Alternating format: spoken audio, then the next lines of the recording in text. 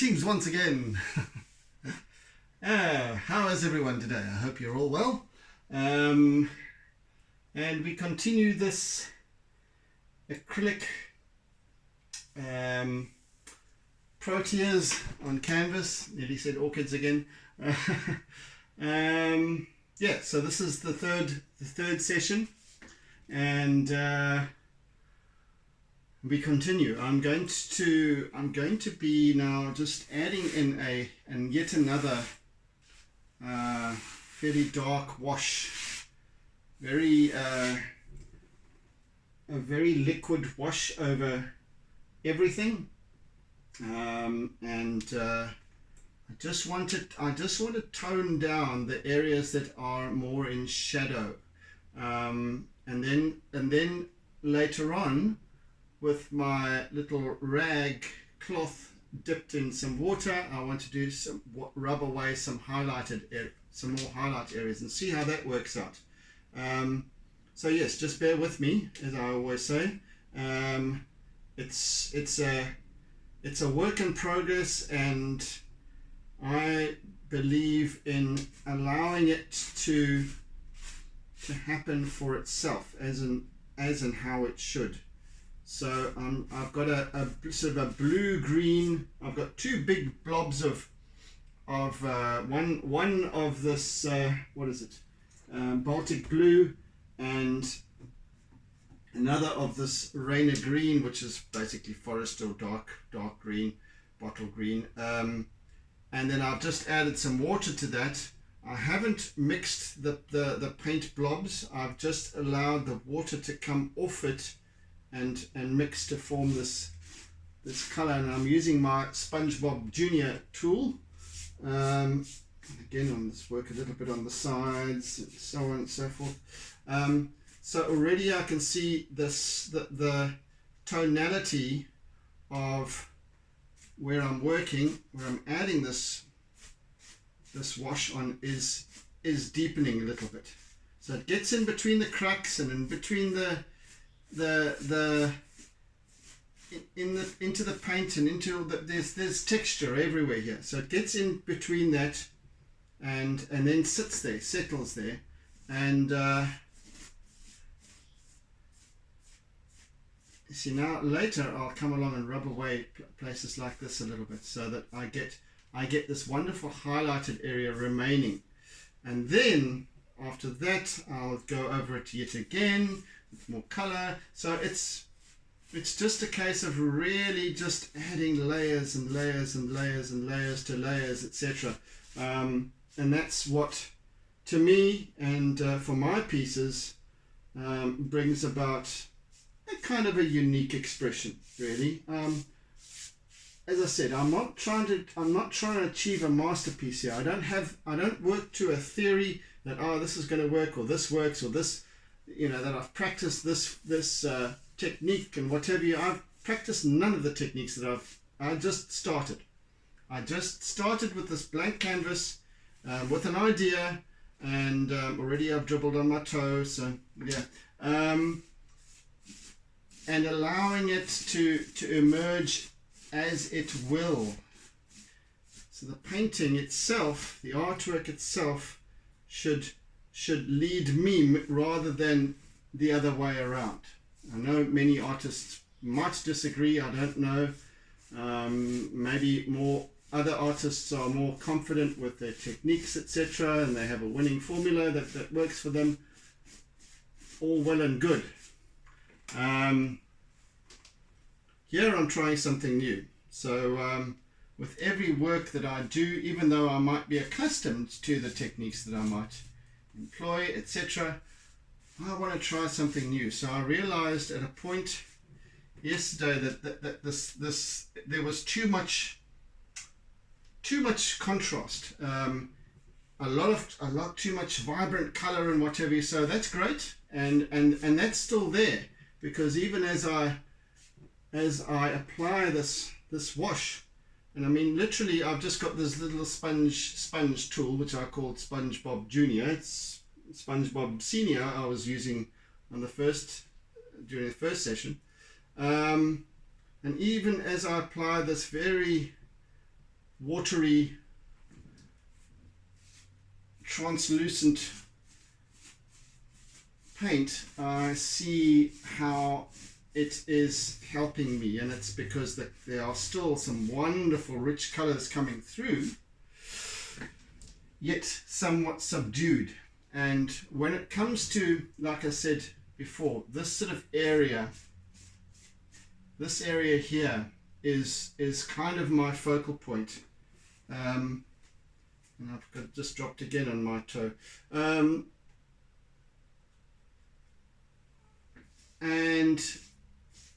And the rest is kind of just receding a little bit. So this wash here is actually working out wonderfully, because as it dries, it will still leave residual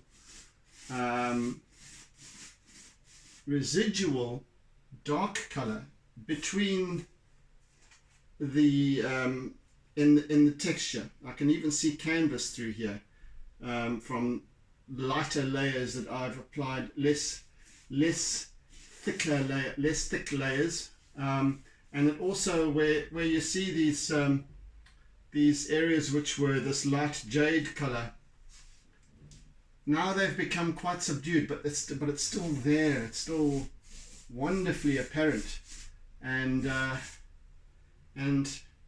afterwards I can also use my, because it's a very opaque layer, a very translucent layer, transparent layer.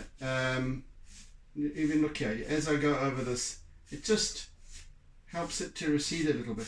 So yeah, because it's such a transparent layer, I can then rub it away. I can then rub some of it away and just, oh man, I've got these nice dribbles happening as well. So lots of extra added character becomes apparent as well as I'm working, which even that was unexpected. So yeah, I like to work. This is the way I thrive, in the unexpected. That this way it becomes as much fun for me to see something emerging or working as it does for you, the observer. So let's see how that, and I'm just assuming that when I use my cloth to rub away a little bit, it will start to change the appearance of this piece in its entirety. So, and even then I've still got a lot more work to do, as I've said before. And let's just get around the corner here and just paint a little bit on the around the edge of the piece, and just darken that a little bit more once again. Let me just actually stand up and do this a little bit, if you don't mind. You won't see my head, but you'll see my buttocks, which is probably not a pretty sight, but nevertheless, I hope I haven't got any holes in my pants, because I'm wearing old shorts, and yeah. I didn't double check before I started, but I'm an artist, I can do that. It's to be expected, isn't it? So with the, oh dear, it's just gone on my shirt as well. Anyway, it won't be, it's the same color as some of the patterns on my shirt. So so with this this paint, this wash of paint, I can also go over it again once it's sort of dried a little bit, and just enhance that shade. See, I've noticed I've used no black whatsoever in this piece, not even to augment or darken some of the colors. I'm going to use now one of these big brushes. I want to use the end of it so that I've got a nice, let's actually maybe use that. I want something to put inside the cloth, to hold inside the cloth. I'll just use my little palette knife, and because I want something that's a little bit finer than my finger. I'll maybe use that afterwards, but I just want to dip this now into some water There we go. And now I can just let that drain a little bit. Now I can start perhaps working here. Let's see how this works out. Ah, you see already it just, I have to keep this, I'm using my easel that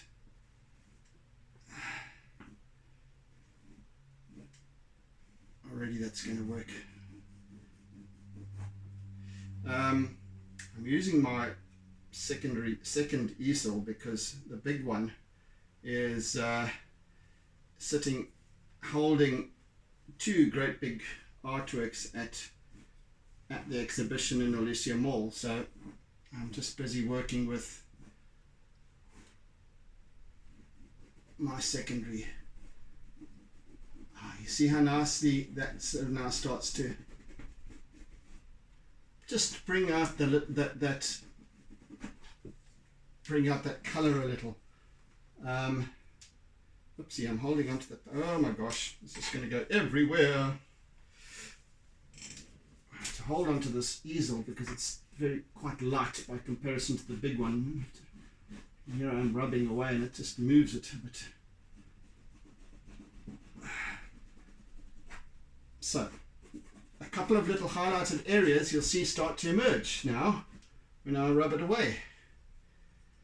Gosh, I'm building up a bit of a sweat because I've got all the windows in the room closed to block out some of the external sound, traffic and neighbors and whatnot. So it's, and I've got three lights in here that are blaring, that are shining away. So I've got to, I'm getting quite warm. And it is a particularly cozy day today. So this is nice. I can just bring that out.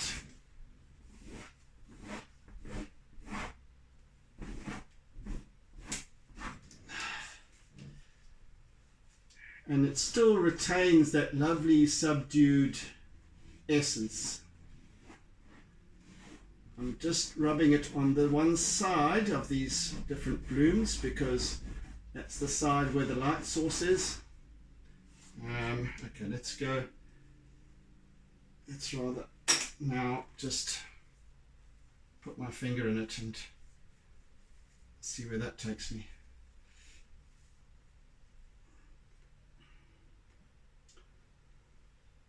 I need to use this cloth because I need something that's fairly sturdy that I can really rub and press quite hard. Ah, that's even better. You see. Ah, that's nice. So I'm just able to bring out these lovely pinks and blues that were receding, but were always there. So now they're showing up a lot better. This is called rubaway, if you hadn't guessed. Well, I'm employing a sort of a technique that it's called rubaway, but I'm just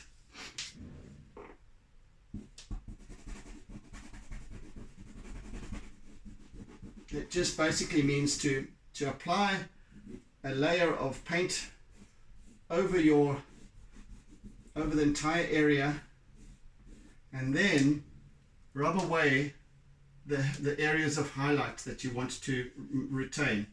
You can actually do it. I've previously done an entire painting many years ago. I did a portrait of a lady called Beulah Davis, and this was who was the founder of the Sharks Board, the Natal Sharks Board.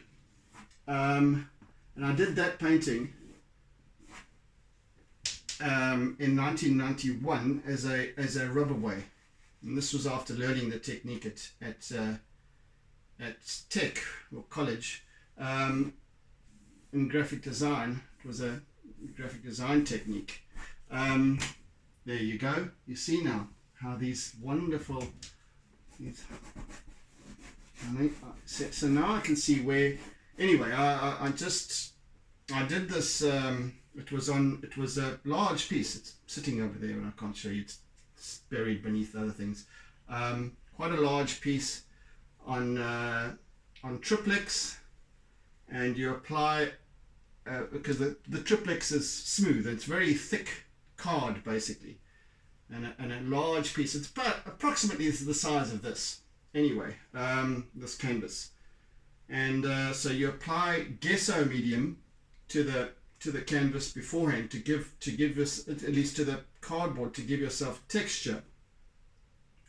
And then you sketch out your portrait or image or whatever it is on top of that, and then just in pencil, very, very light, so it can also be rubbed away. And then you apply a film of acrylic or oils, depending on what you want to use, but a film over that, so you get these wonderful, you can use contrasting colors and light and shade and what have you, but you cover the whole expanse. And then after that you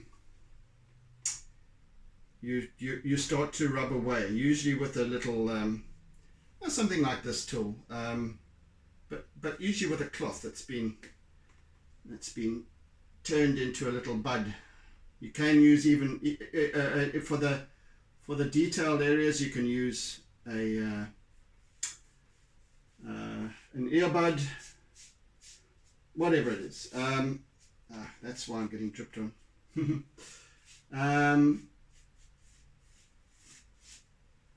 Yeah, so then you start to rub away, and you start to get this whole image starts to emerge, but with these wonderful tones of color underneath. And then you can paint over that. So you've got a detailed image with a rubaway technique, and in fact I might even do this again during the next session. I still have the jury's still out as to whether I need to employ another 2 sessions, or whether or just the one will be okay. Now I'm just going to dip in my water jug for a minute and just see, it allows these nice dribbles to come nuts to start coming down as well. Yes, now I'm quite happy with the way this is starting to look. I really, really am. I'm very, very pleasantly surprised too, because yesterday I was looking at this and I'm thinking it's a little bit on the intense colors, and it's then I thought, okay, I'm going to do a wash and then see how that works, and darken it a little bit. But I can see here, I don't know if you can see even on the camera or on your screen how wonderfully these subdued colors are working, and how these undercolors are also showing through so beautifully. Oh word, this is beyond expectation. How lovely, how lovely, absolutely marvelous. So I can now just start to daub at this and pull up spots that I want to just create a highlight. So these are all lovely, lovely underlayers. Once again, I do emphasize that I'm not looking to paint a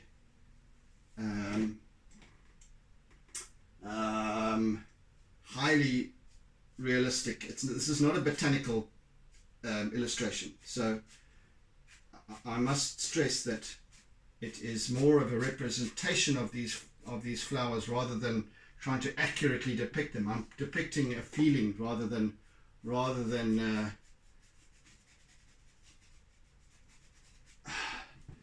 trying to do a botanically correct piece.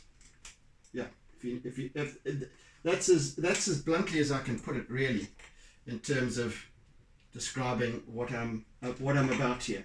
Right. Okay. So I can put that away for now. Now I want to start working again. Did I try this damn piece? Oh, you fool!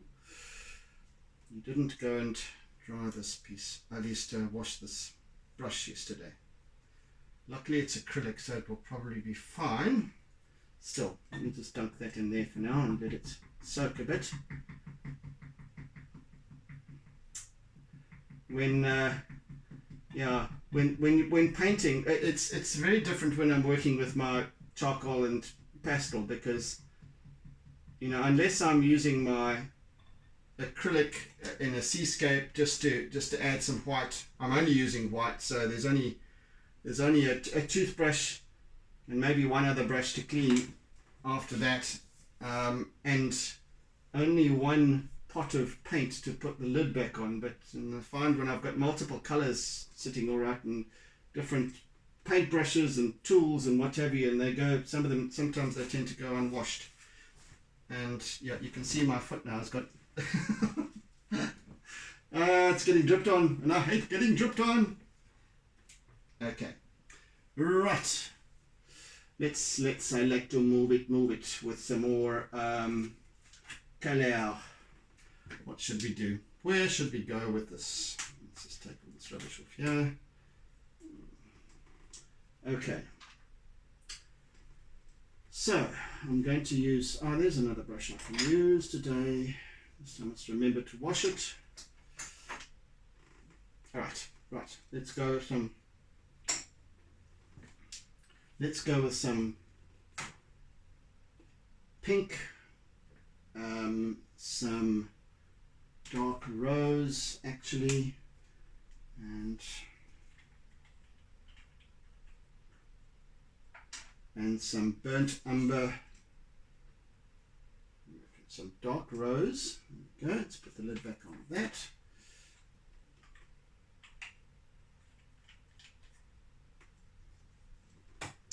A little bit of burnt umber.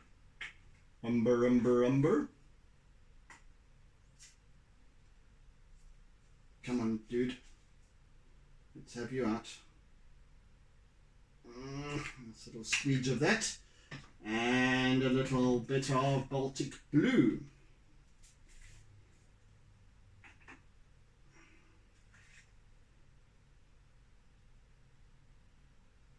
Right. That'll do. And let's just put a little bit of a dribble of green as well, of this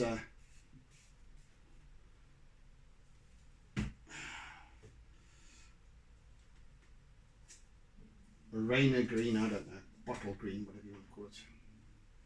Hell, British racing green looks more like than anything else. But artists in the art world would not use automotive terms for their colors.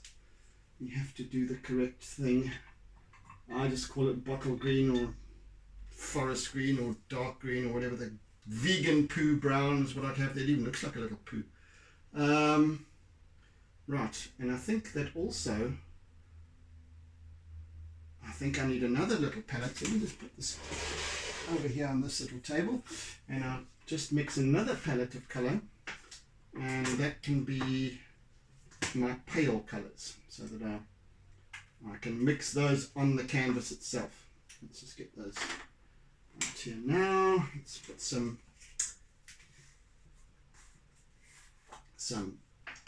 pinky stinky. Where's that little palette knife? Right, some pink. That's nice, a nice big blob of pink there. Whatever they want to call this color. I don't know what it is. It's just pink. Flamingo! It's called flamingo, and quite rightly so. It sounds like a color I would call it. Flamingo. And some sage green. I think this is a bit darker than sage green. I would call this peppermint green, but anyway, who am I to? Oh, another one. Here we go. Alrighty then. Okay. Sage green it is, and some sky blue. Oh, and a dab of white as well, I think. There we go. So enough of that. Sky blue, and finally a nice big blob of white over there. I've got these. So I don't have any actual palettes, artist palettes that I use. I just use these little plastic lids from whatever they're from. I've had them for years, and they're fine because you can mix colours with them. Works the same as a normal palette. So my dad used to use a big piece of perspex, about A4 size, as I recall. Nice big piece of perspex, that thick perspex. He had a hole in it for his thumb to go through, as artists do. So you see, now I can now start to work nicely with bringing lovely, rich, rosy. Yes, this is working nicely now. This is when I can really start to bring out this lovely, rich colors, the lovely, rich color combinations.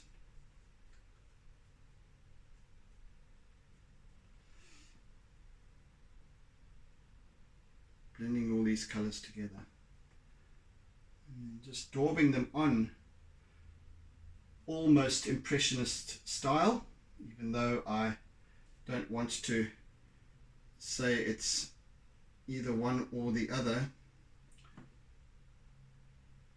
I don't want to say this is an impressionist piece really, but it has qualities of impressionism, I think. Anyway, call me a liar if you will. It's just an expression, as I think any artwork is. It's just an expression.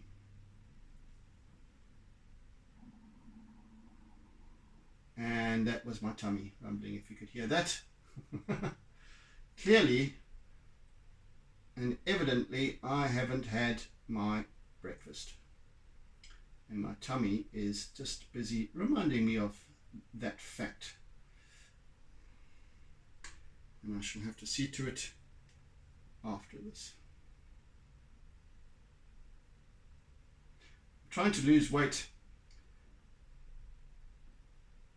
ahead of going to Cape Town. There's another drop on my toe. La la la. Not that I need to have a summer bod or anything like that, but I just need to lose a bit of weight, because I will be packing it on when I'm in Cape Town with the whole Christmas fair, etc., etc. You know how it goes. So I'd rather go a little bit meager to begin with than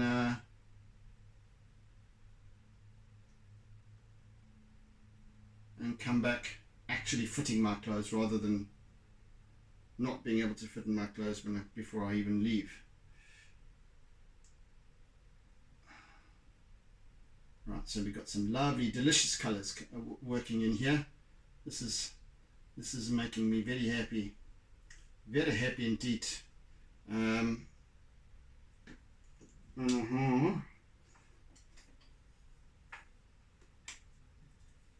another brush to just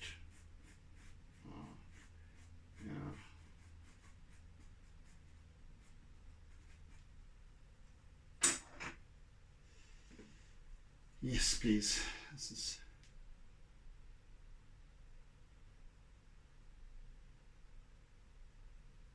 This really is looking quite delicious now.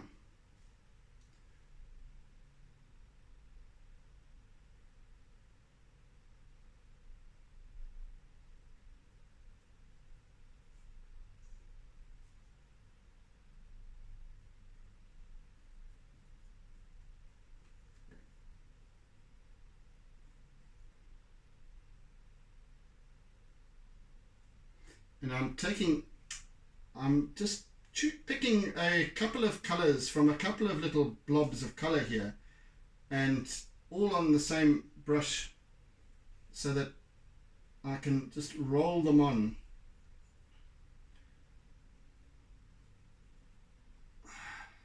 And then as I turn the paintbrush, so they pick up from the different colors as I go, and then they blend together, and it's quite a nice way of working, actually.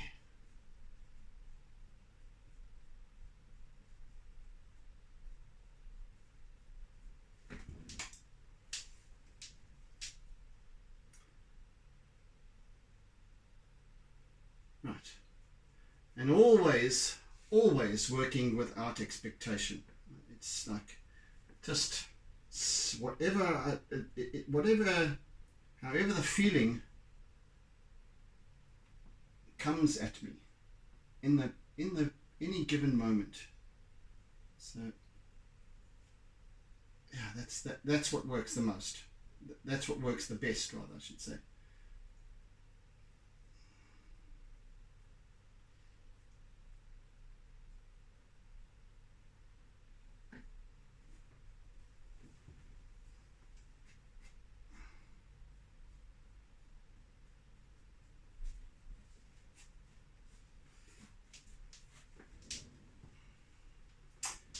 Let's bring in a little bit of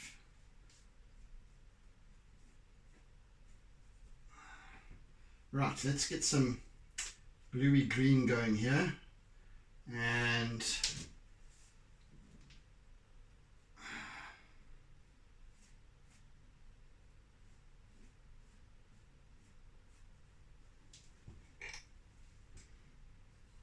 a couple of shapes going here for leaves, etc., which I'll then add some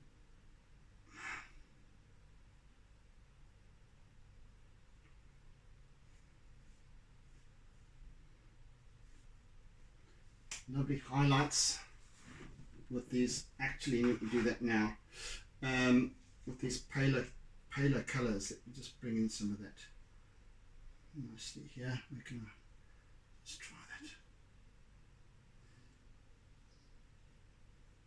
You see all these wonderful shapes during the course of my workings here. There's lots of underlying shapes and forms that just lend themselves to enhancing a little bit here and there, darkening a little bit here and there,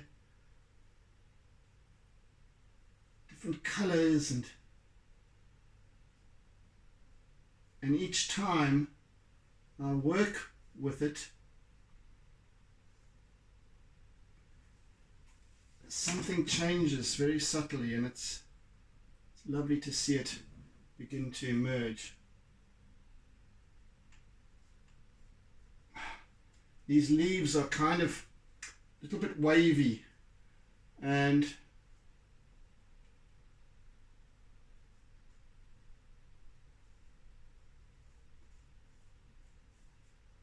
they've got sort of crinkle cut edges to them, and I'm just kind of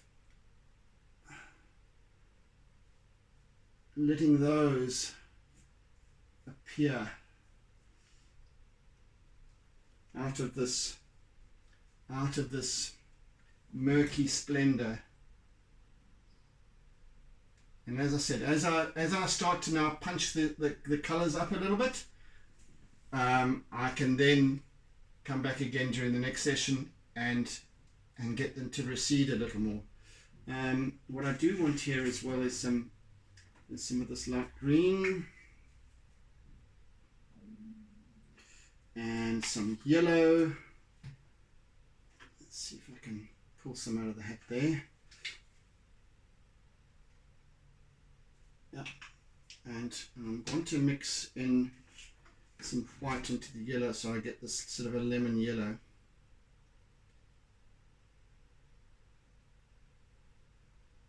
Right, so that's quite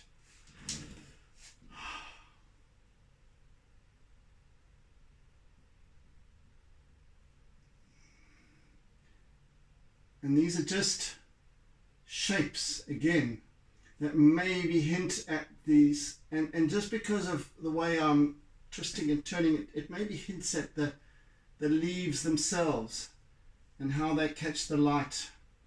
So I'm not actually drawing leaves, I'm just needing, but I leave enough to hint at their form, and then the beholder, the viewer, is able to complete that story for themselves, which is, to me, a much more powerful expression rather than making it absolutely literal. There's nothing that actually left to engage with the mind of the observer. You might agree or disagree with me, but it's my story, and I'm definitely going to stick to it because I believe that it works. And it also gets me off the hook in terms of having to depict something overly accurately, which I'm not very good at doing because I don't have the patience for obsessing over accurate depiction. As I said, this is not a biological study, not in any way, shape or form. It is an expressive rendering of Proteas, if you will. And all I need is for you, the observer, to recognize Proteas, not roses or peonies or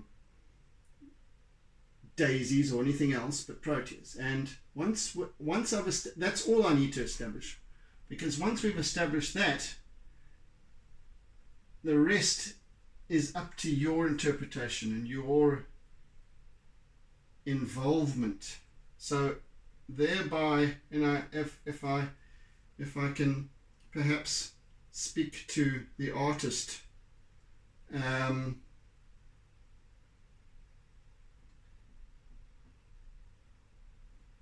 that is really what one wants to achieve, is engaging with the viewer, engaging with perhaps somebody's emotions or intrigue. Perhaps there's a color even, or a shape or a form that just reminds the viewer of something. Because it's an emotive thing, it doesn't have to be an accurate thing. It can just be a distant memory, even if it's not even about Proteas. Perhaps there's something in the color used that engages with those deep, dark, not dark, but deep depths of memory. And that's what's important, rather than trying to painstakingly copy something, to copy an image, to copy a photograph, or okay, unless you're doing a portrait. But even then, one can use a great deal of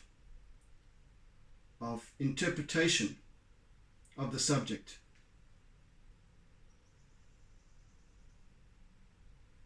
Because everything is open to interpretation. You can maybe capture the hint of a smile or the raise of an eyebrow, and the rest is almost irrelevant after that, because you've got the essence of that person's particular character. That's if you're doing a portrait. And especially today, when there's modern art and anything is possible. I mean, if you look at caricatures, for example, caricatures have been done for centuries. But if you look at caricatures, you're looking at something which is a distorted image of somebody's bloated head, or a tiny little body and minuscule little feet, or whatever. but you know exactly who that person is that is being captured in the caricature, um, by looking at but because the artist has captured an essence, whatever that may be, an essence of that subject's character, and kind of honed in on it, if you know what I'm saying. And of course,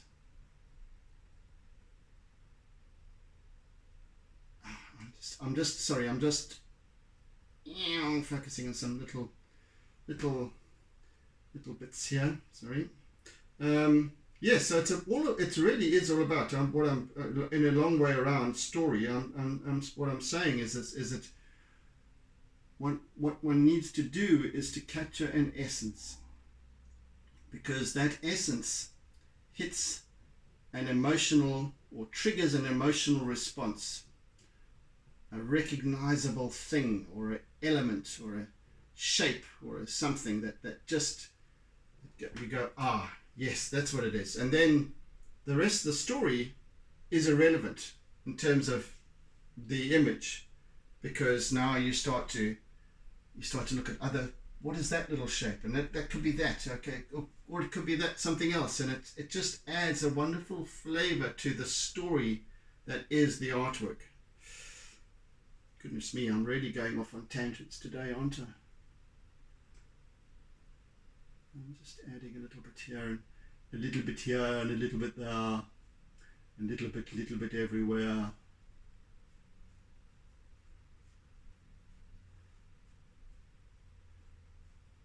So whilst I'm not trying to accurately capture a series of proteas, I've got the essence. The essence is there, and now I'm having fun because I'm seeing where I need to perhaps enhance light, and then I know that I can come back to this and then get it a little bit more subdued again if it's too overbearing, and that's the game, that's the fun about painting, about art, really.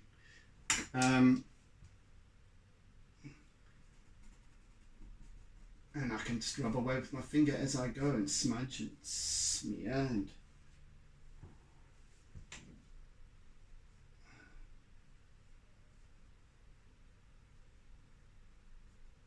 so now this whole area here I can just allow to dry, and there's shapes and happening there. There's little spots of interest, and yet I can now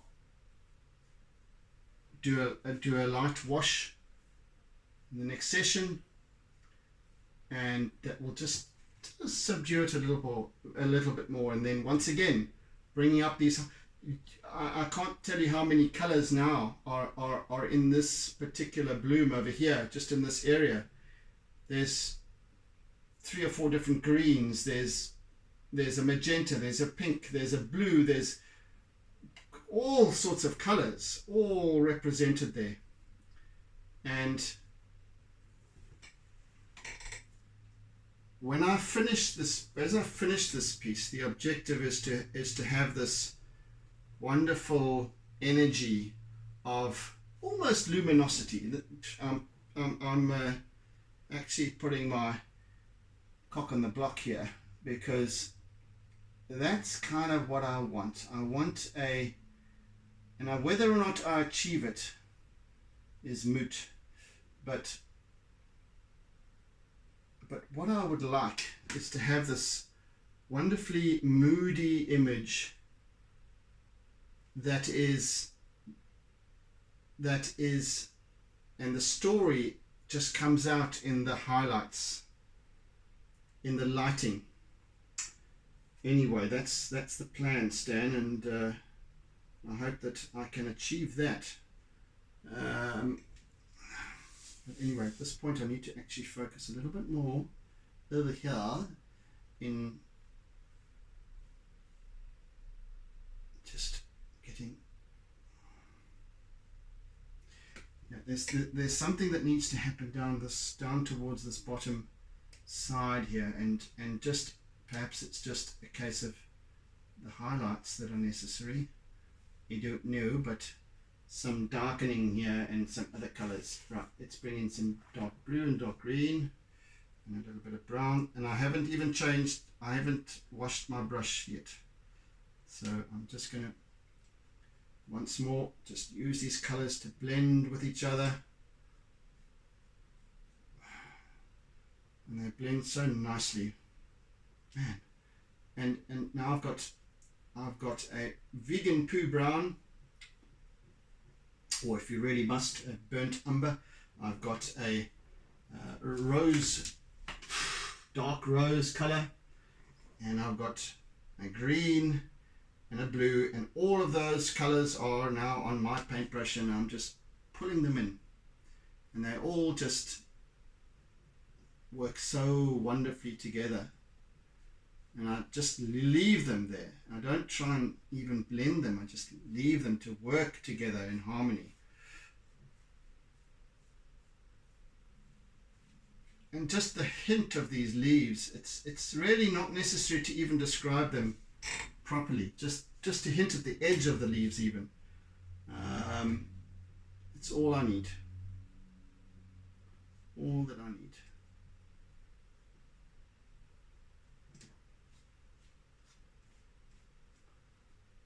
Or just how they shape. It's just a curve. It really. What I'm finding here as I look at this piece. Oopsie, what happened there? Bumped into something. Yeah, so I can see now where I need to come to in the next session and really start to work up the subduing some of these colors and working up others. So right now, what I need to be doing is getting some lovely texture going on down here that will be quite subdued, but yet it doesn't become dead ground. So rather use shape and form and a little bit of highlight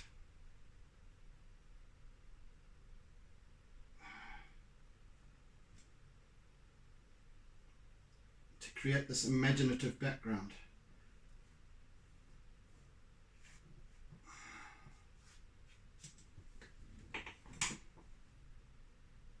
Because it all starts from here.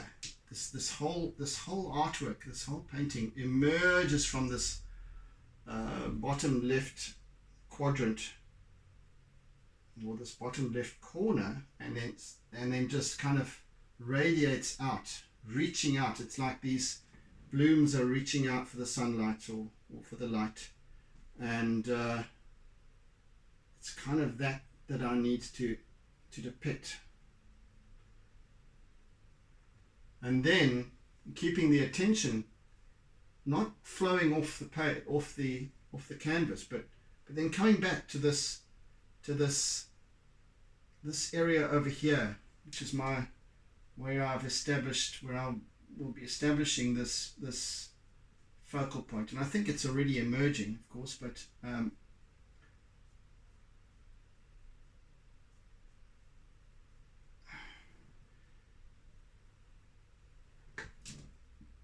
and Wendy, I hope you're paying attention and you're listening to the entire video. Have you? So yeah, for those of you who have just perhaps joined or happed upon my channel and are watching this particular painting is a birthday gift for my girlfriend Wendy. And she's been hounding me to do her favorite flower, and here it is. So yeah, it's also something actually which I've been wanting to get back into as well, is that of exploring my painting, acrylics predominantly. We'll eventually get perhaps into oils and things like that, but not right now. That's a lot more expensive. Acrylics are pricey as it is. And anyway, I need to sell more artworks, so I need more commissions and so on. So if you are watching, wherever you might be in the world, I am more than open to an assignment or a commission, a project, whatever you stretch the imagination, and it can be sent anywhere in the world. So if you're sitting there pondering, maybe I have the answer for you.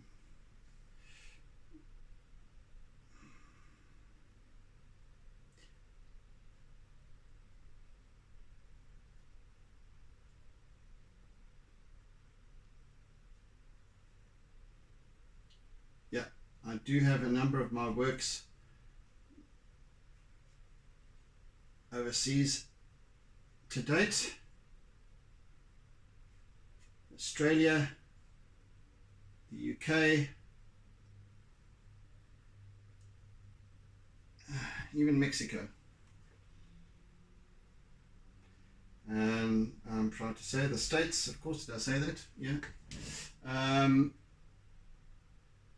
Very easy to send artwork, and of course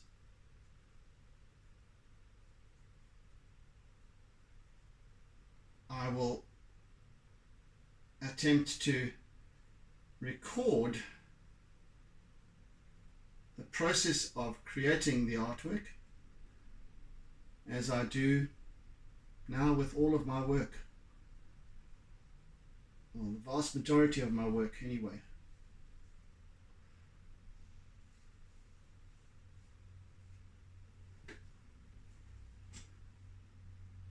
And it's all on YouTube now, so yeah, have a look through. I don't know how many videos I've got now. Well over 200, I think, somewhere in the region of 220 or 230, or somewhere around there. I forget. So have a look and see, and if you like the style of my work, and yeah, hit me up.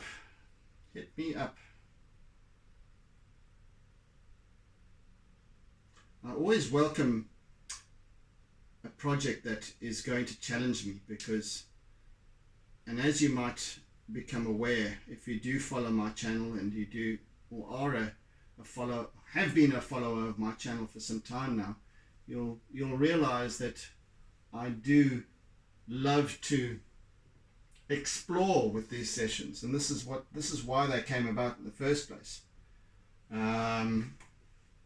Because I needed to explore, and I needed to start working with why I do what I do, the why I think the way I think, and perhaps even why my artwork is such that it is.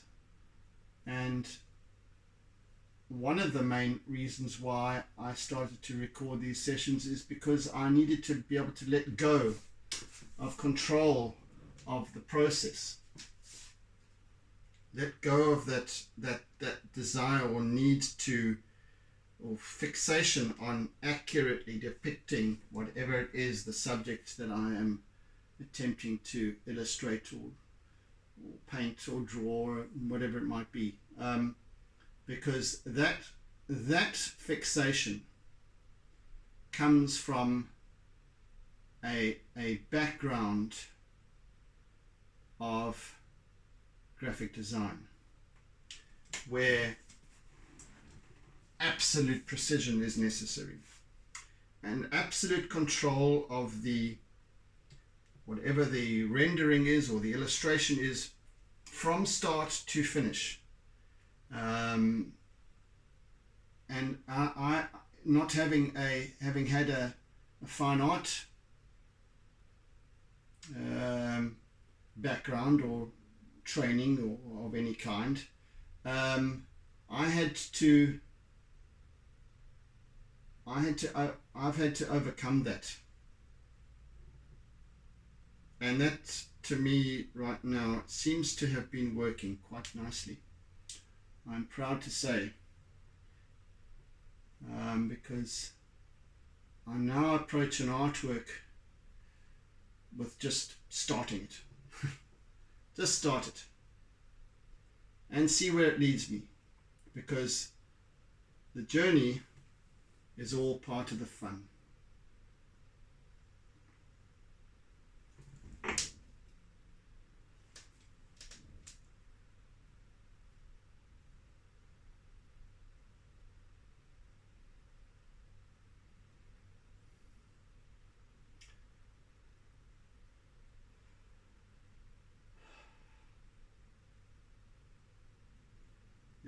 These little spots here must also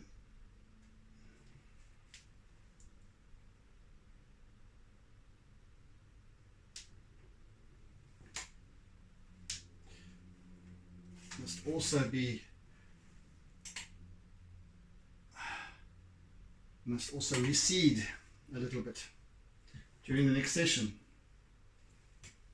which is, my word, I'm getting quite close to the end of this session already. So much jabbering I've been doing, I didn't even realize the progress of time.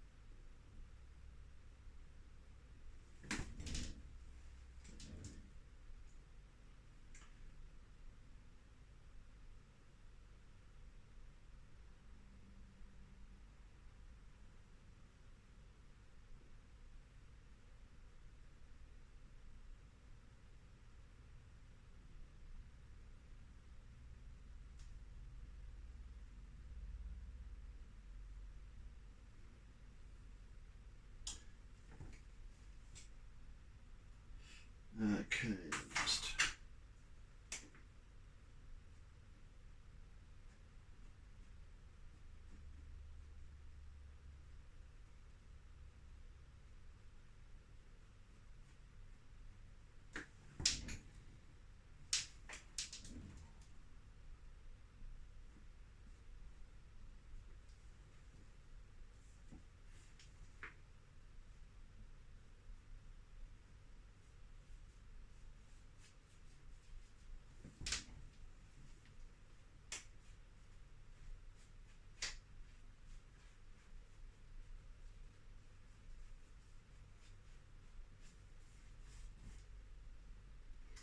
okie dokie, folky wokies.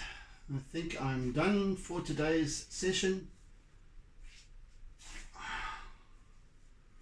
and I'm very stoked with the direction this is heading.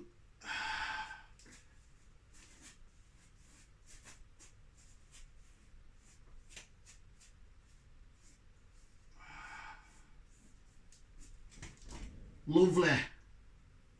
Bloody lovely, if I say so myself. Right, that's it, folks. I think that's enough for today. There we go. Just remember to wash all the...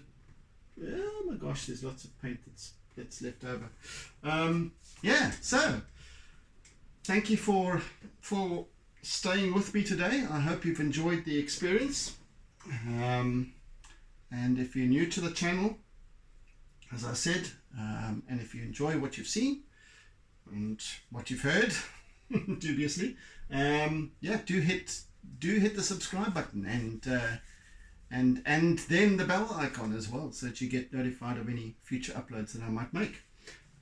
So yes, I hope you've enjoyed it, and I bid you oodles and oodles of toodles, and see you again next time, hopefully. In the meantime, be good, be kind, be gentle, be caring, be loving, etc., etc. And have a fantastic day ahead. I think I need another shower now because I'm rather hot and sweaty. The sun's beating down outside. I've got lights going here. I've got windows closed, so I'm feeling a little bit claustrophobic now. Never mind hot, but yes. Have a fantastic day ahead, and see you again next time, folks. Bye! And don't forget to doodle.